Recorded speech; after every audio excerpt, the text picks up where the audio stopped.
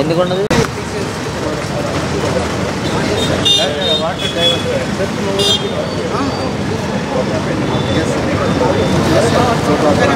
దాన్ని వదిలేసి ఇది కట్టేస్తాం.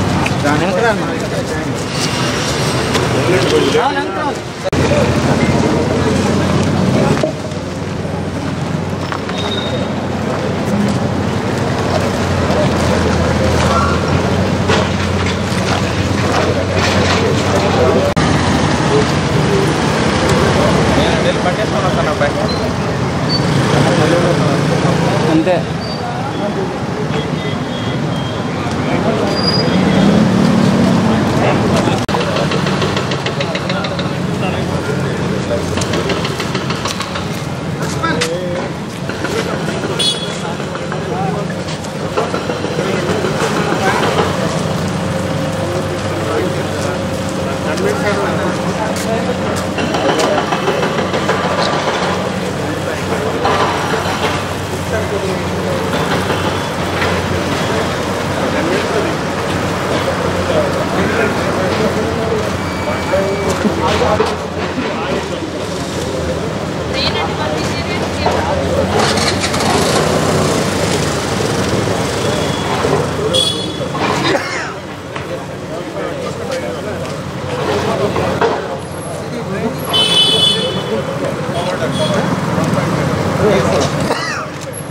బెంచ్ సర్కిల్ ఫ్లైఓవర్ అనేది ప్రధానమైన కోరిక విజయవాడ నగరానికి.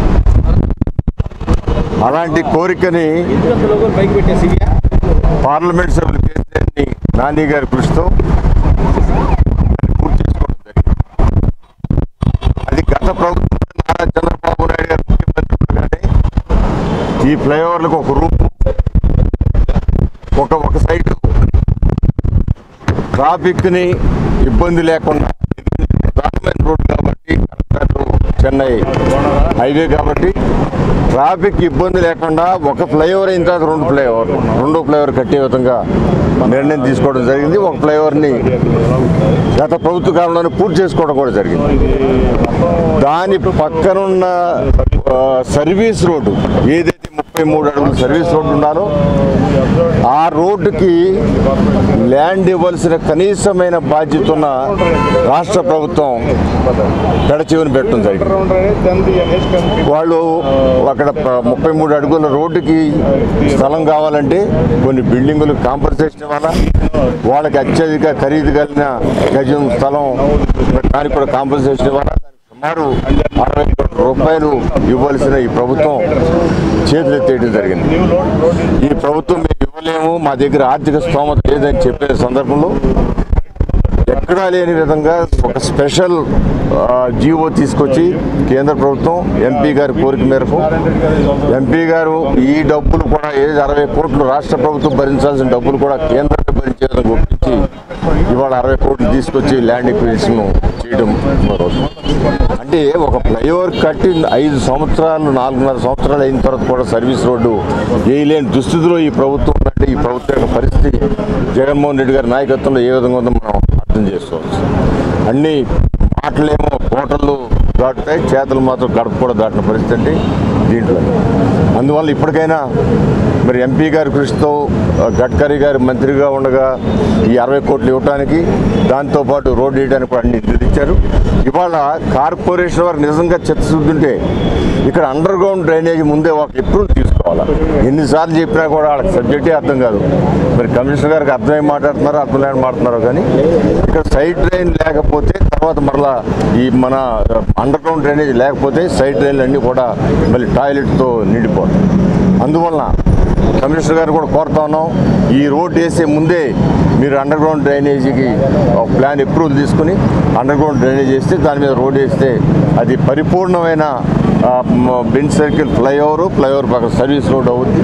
అందువల్ల దీనికి మరి ప్రత్యేకంగా నేను ఒక శాసనసభ్యుడిగా మా ఎంపీ గారిని దీనికోసం బెంచ్ సర్కిల్ ఫ్లైఓవర్ కోసం కానీ ఈ సైడ్ డ్రైన్స్ కోసం అదేవిధంగా ఈ సర్వీస్ రోడ్డు కోసం మరి రాష్ట్ర ప్రభుత్వం సహకరించకపోయినా రాష్ట్ర ప్రభుత్వం ఏమాత్రం ఇంట్రెస్ట్ లేకపోయినా ఈ సర్వీస్ రోడ్డు మీద మరి ఆయన ప్రత్యేకంగా కేంద్ర మంత్రుల్ని ఒప్పించి తీసుకొచ్చినందుకు వారికి నేను విజయవాడ తూర్పు నియోజకవర్గం తరఫున వారికి నేను అభినందనలు కృతజ్ఞతలు తెలియజేస్తున్నాను.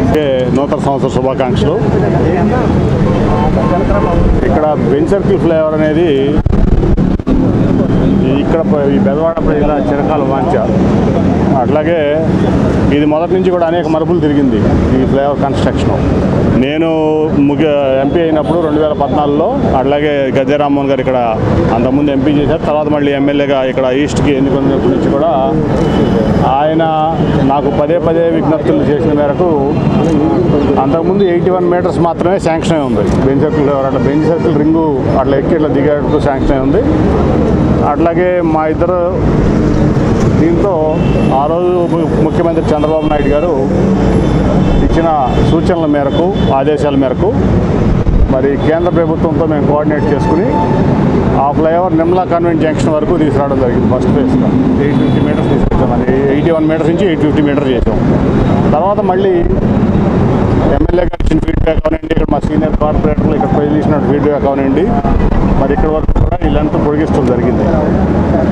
ఆ రోజు నుంచి ఈ రోజు వరకు కూడా గడ్కరీ గారు మనం ఏది అడిగినా కూడా ఆయన నో అనకుండా ఈ విజయవాడ చేసుకుంటూ వచ్చారు. కనపర్తి ఫ్లైఓవర్ అవనండి, ఇది అవనండి, మన మచిలీపట్నం రోడ్ ఎక్స్టెన్షన్ అవనండి, ఏదన్నా కానీ. అట్లాగే ఆ తర్వాత అప్పుడు ప్రభుత్వం మనం ఇక్కడ సర్వీస్ రోడ్లు నిర్మించాల్సి వచ్చినప్పుడు యాక్చువల్గా అయితే ఏ ల్యాండ్ అయినా సరే గవర్నమెంట్ కేంద్ర ప్రభుత్వానికి ముందు స్టేట్ గవర్నమెంట్ ఇవ్వాలి. దాంట్లో ఒప్పందంలో భాగంగానే అప్పుడు ఈ ఫ్లైఓవర్ 2గా చేయడం జరిగింది. అప్పుడు ముఖ్యమంత్రి చంద్రబాబు నాయుడు గారు ఇక్కడ ప్రజల కోరిక మేరకు. మరి ఫ్లైఓవర్ అయిన తర్వాత ఇక్కడ సర్వీస్ రోడ్లు చాలా ఇరుగ్గా ఉన్నాయి. అంటే స్టేట్ ప్రభుత్వం మేము డబ్బులు ఇవ్వలేము, మా దగ్గర డబ్బులు లేవు అని చెప్పడం వల్ల చాలా ఇది చేసి మరి గడ్కరీ గారితో మాట్లాడి మరి చాలా రిక్వెస్ట్ చేసిన దాని, ఎందుకంటే అది యాక్చువల్గా మా నేషనల్ హైవేస్ ప్రొవిజన్ లేదు, స్టేట్ గవర్నమెంట్ వాళ్ళ ల్యాండ్ అంటే ఆయన ఒప్పించి ఇప్పుడే పీడీ గారు చెప్తున్నారు 60 కోట్ల పేమెంట్లు అయిపోయినాయి ఇప్పుడు ఈ ఈస్ట్ సర్వీస్ రోడ్డుకి. అలాగే మరి దాదాపు మళ్ళీ 30 కోట్ల రోడ్డు అవుతుంది. ఇప్పుడే ఎమ్మెల్యే గారు చెప్పిన దాని మీద మా సీనియర్ కార్పొరేటర్ అపర్ణ గారు జాస్తి గారు చెప్పిన దాని మీద ఇప్పుడు కమిషనర్ గారితో మాట్లాడే ఫోన్లో అండర్ గ్రౌండ్ డ్రైనేజ్ ఇక్కడి నుంచి కూడా వేయాలి. తర్వాత రోడ్డు వేస్తే ఇంకా ఆ రోడ్డు ఇప్పుడు ఆల్రెడీ 7.5 మీటర్స్ రోడ్డు ఉంది, 1.5 మీటర్ డ్రైనేజ్ ఉంది. తర్వాత యూటిలిటీస్ కోసం ఇంకో దాదాపు 1 మీటర్ కరెంట్ పోల్స్ కానీ మొత్తం మీద 10 మీటర్స్ అయింది రోడ్డు. అంటే 33 ఫీట్ చాలా పెద్ద రోడ్డు అవుతుంది. కాబట్టి అండర్ గ్రౌండ్ డ్రైనేజ్ కూడా కమిషనర్ గారిని ఏమని కోరాం, తప్పకుండా వేస్తామని చెప్పారు.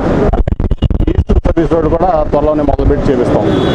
ఎందుకంటే తెలుగుదేశం పార్టీ కానీ నారా చంద్రబాబు నాయుడు గారు కానీ మేమందరం కూడా ముఖ్యంగా ఇక్కడ మరి నిత్య కృషి వాళ్ళు మా గద్దె రామ్మోహన్ గారు ఎప్పుడు కూడా నిరంతరం ప్రజల సమస్యలు ఉంటారు. ఈ విజయవాడ అన్న అభివృద్ధి చెందిందంటే ఓన్లీ తెలుగుదేశం వల్లే జరిగింది. మీ అందరికీ కూడా తెలుసు, మీడియా మిత్రులందరికీ కూడా. ఎందుకంటే గన్నవరం ఎయిర్పోర్ట్ నుంచి మొదలుపెట్టి మీరు ఎక్కడ చూసినా ఈ ప్రాంతం అంతా అభివృద్ధి చెందింది 14 to 19. తర్వాత దాని పనులు కొనసాగింపుగా కనీసం 50 కోట్ల రూపాయలు రోడ్డు ఎక్స్టెన్షన్కి ఇవ్వలేని రాష్ట్ర ప్రభుత్వం చిత్తశుద్ధిని కూడా మనం ఇక్కడ గమనించాలి. ఈ విజయవాడ అభివృద్ధి పట్ల రాష్ట్ర ప్రభుత్వానికి ముఖ్యమంత్రి జగన్మోహన్ రెడ్డికి ఏమాత్రం చిత్తశుద్ధి ఉందో 50 కోట్ల రూపాయలు ఈ రోడ్డు ఇస్తే చాలా ఎప్పుడో అయిపోయింది ఈ రోడ్డు. దానికి మేము కేంద్ర ప్రభుత్వంలో ప్రొవిజన్ మార్చి తీసుకొచ్చి ఇంత హడావుడి ఇంత డిలే అవ్వడం జరిగింది. ఏది చూసుకున్నా సరే, ఈవెన్ మీకు రిటైనింగ్ వాళ్ళు కృష్ణానది మీద ఆ ప్రాంతం అంతా కృష్ణలంక ప్రాంతం అంతా మునిగిపోతుందంటే మా గద్దె రామ్మోహన్ గారు ఆ రోజున చంద్రబాబు నాయుడు గారిని ఒప్పించి రిటైనింగ్ వాళ్ళు ఆ రోజు మొదలు పెడతాం జరిగింది. అదే వాళ్ళ కొనసాగింపు జరుగుతూ ఉంది పని, అంతే తప్ప ఒక్క పని కూడా ఈ విజయవాడకి ఈ ప్రాంతానికి జగన్మోహన్ రెడ్డి కానీ వైకాపా కానీ చేసినటువంటి పరిస్థితి లేదు. అది ప్రజలందరూ కూడా గమనించాలి. ఏదైనా కానీ మళ్ళీ 4-5 నెలల్లో మళ్ళీ మా ప్రభుత్వం రాబోతూ ఉంది. ఈ విజయవాడ అభివృద్ధి అంటే మళ్ళీ మాత్రమే సాధ్యం అని చెప్పి మరొకసారి చెప్తా ఉంటాం.